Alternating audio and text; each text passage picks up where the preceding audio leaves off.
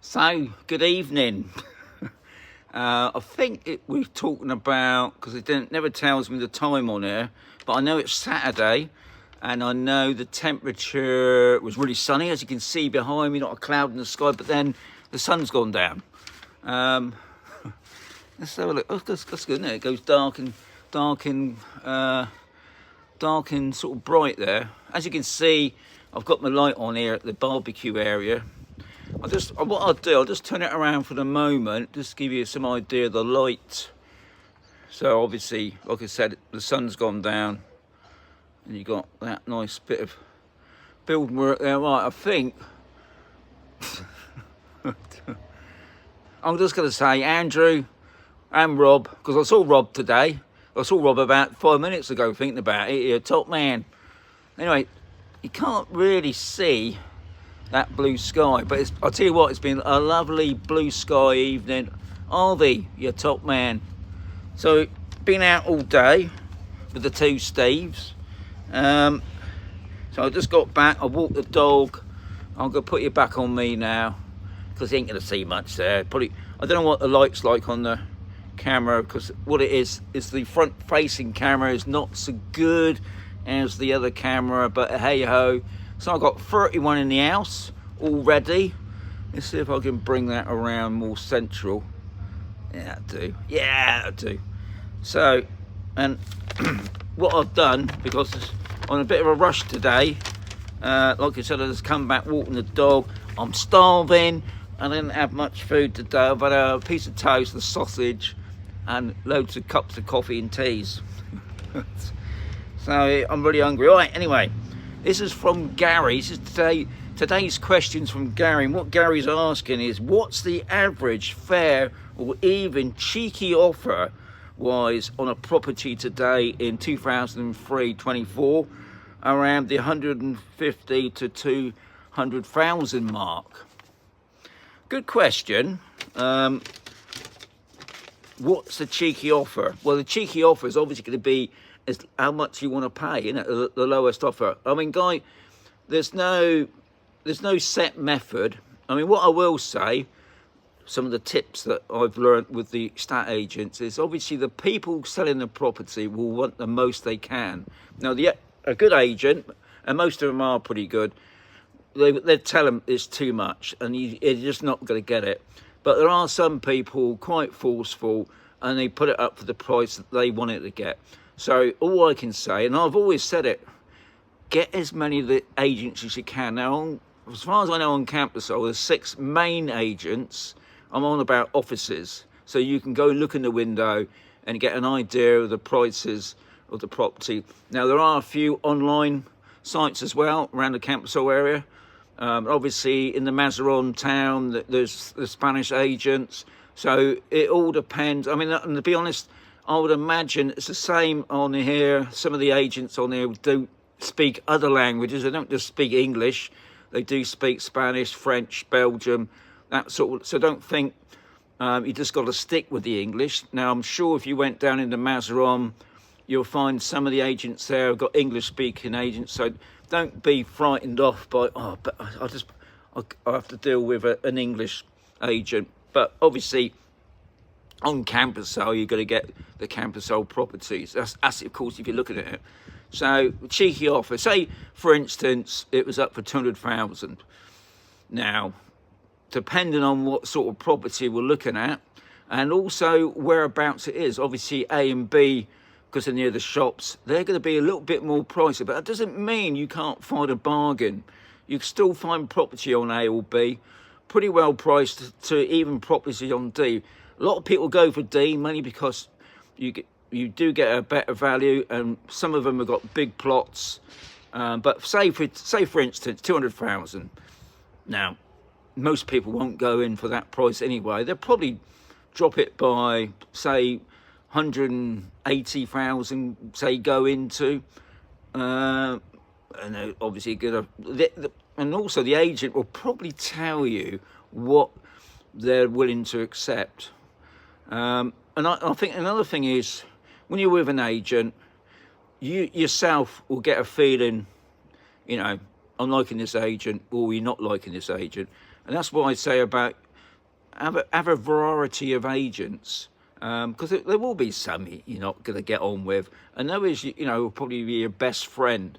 And I wouldn't worry too much about, they're only in it for the money. Of course, it was their living, isn't it? But they're there. You've got to tell them questions. Ask them questions, or to say, so tell them questions. But ask them questions. Because if you just go in a property and say nothing, they're probably going to say nothing anyway. They're going to stand at the back there and just let you walk around. They're quite happy to do that. And that will be any agent. But if you start asking questions like, where's the nearest shop, where's the airport, how old's the property, those sort of things, I don't know if you've got kids or something, where's the nearest school, how easy is it for the kids to integrate. Now, some of the agents will probably find out they've got families themselves, and they can give you a lot more information.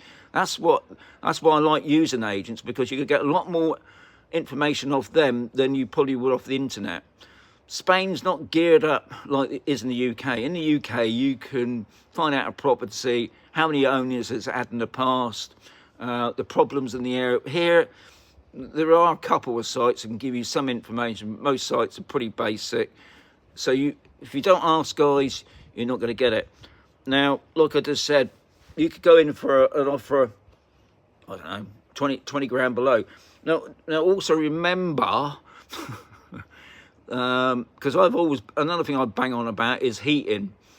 Now, I still say that if it's got central heating, that's a big bonus. If it hasn't got central heating, some will say, oh yeah, we got a wood burner. And some people say, oh yeah, we got a wood burner, we leave all the doors open, the house is lovely. I beg to differ on that. Some people will say, no. I still think if it's got central heating, it's a bonus. If it hasn't got central heating, that's something to think about. Properties without pools. Now, some people probably don't want a pool, but if it is just a bit of bare land, a pool now can probably cost you up to about 20 grand. So something else to think about. If you sort of obviously a pool is an extra cost. It is a bit extravagant. You can't, obviously, unless it's heated. I mean, obviously, if you find a place that's got all that, it's got a heated pool, maybe covered pool, you've got central, then that's all bonuses. But if you've got a place that hasn't got a pool and you're thinking about getting a pool, then that's 20 grand.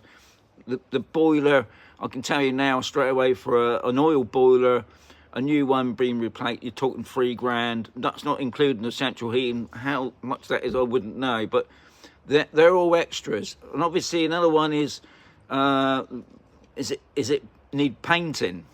Because that can be quite expensive. I can't tell you a price on that because ours needs painting and we've just sort of been putting it off. But, cracks in the wall, it might need a bit of loving. I mean, some people like that. Some people might like to buy a place that needs doing up. But then you don't want to put in if it's going for, if you can see, like I'm trying to get at, is you can compare property with another one down the road, say, for instance. You'll find, because one thing about Camposol, they've got probably about 6 different type styles of villa. I'm talking about a Victoria, a Rosa, a Neptune. I mean, the Neptunos are lovely. I've just done one, a Neptuno, Ruby, and you got Sibylis. They're all Fiesta, and it's best to have a look at the other properties on offer, and just compare the prices there as well. I mean, you're not, if you say, for instance, you see a Neptuno, which is a 3 bathroom property, 3 bathroom. Does that sound right? No, 2 bathroom, 3 bed, 2 bathroom property. No, 3 bed. God, which is a lovely big house. Now you could probably get one if you look around, depending on whereabouts it is, for about probably 160. Probably could be more on D, but if you look around, you can possibly pick one up on A. And then obviously probably you're talking about 280,000, but then it's probably going to have everything you need. And also another big saving, guys, is furniture. Now, when we come over, I didn't think, because like in the UK, as far as I was concerned, if you buy a property, it comes unfurnished. But here, you'll find a lot of the properties are furnished, and it will say on the information sheet, but obviously check it with the agent first. The only thing that they're probably going to ask is for personal items, but other than that, if you can get a place that is fully furnished so you can virtually move into it, that's going to be such a big saving when you're moving, because I can tell you it cost us a lot of money. We've moved over a shipping container. That cost a lot of money. So, Gary, I hope that's given you some idea.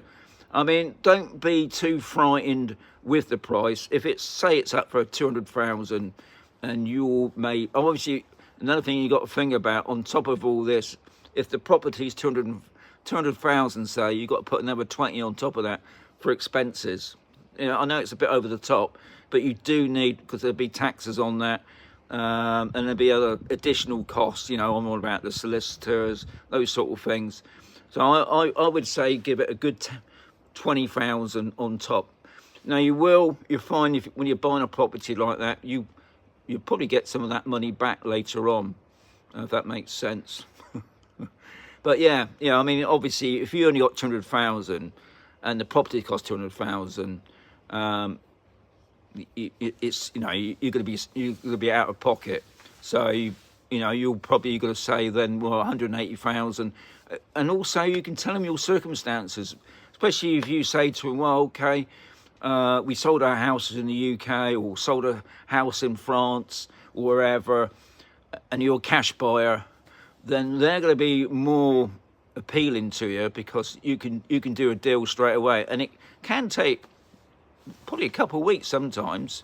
Now, another thing to ask the agent while you're looking around and buying is, has it got all its licenses up to date? Now, most people that are selling their property should have all their licenses done beforehand, because there's no point buying a property and they, oh yeah, we haven't put the pool in or whatever, it's not on the plans, because that all takes time. The solicitor should pick that up. It all takes time, so make sure that all the licenses are up to date. So that's it. I'm getting hungry now. And hey, don't forget, tomorrow is Free Sticker Sunday. Now hopefully I'm going to be on normal time tomorrow. It's probably going to be about midday-ish tomorrow. I can see my face is getting darker now because the sun is disappearing. I've got 36 in the house. I've got 26 lights. That's fine by me. So I'm going to say adios, amigos. As Keith says, because he's always there. He's a top man. And yeah, I'll catch you tomorrow, guys. Have a fantastic weekend. It's 23 today. I think it's going to be 23 tomorrow. Adios.